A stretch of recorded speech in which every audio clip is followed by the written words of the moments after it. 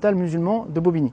Alors, vous vous rappelez, quand on était au Bois de Vincennes, on avait vu donc cet hôpital qui avait été créé pour les soldats musulmans, cette mosquée également. Eh bien, en 1935, on inaugure donc à Bobigny un cimetière pour les musulmans. Et regardez, ce qui est intéressant, c'est la manière dont la presse traitait le sujet à l'époque. Donc là, on a un journal d'époque. L'islam a retrouvé son hôpital modèle de Bobigny.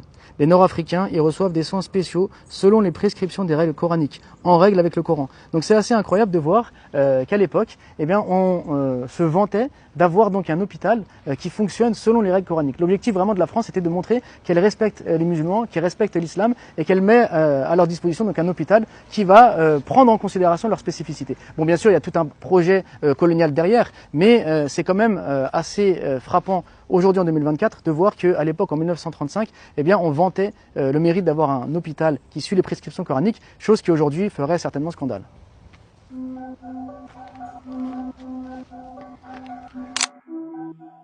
On est rue de Stalingrad à Bobigny.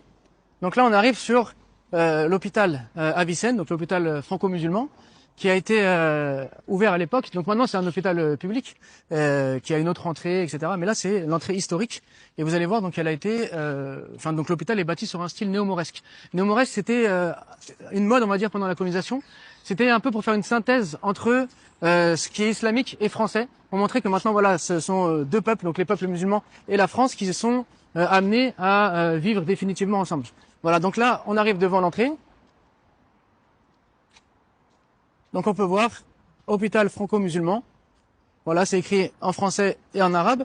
Et regardez la porte. Donc pour ceux qui ont déjà été à Meknès, c'est une reproduction donc de la porte qui se trouve à Meknès.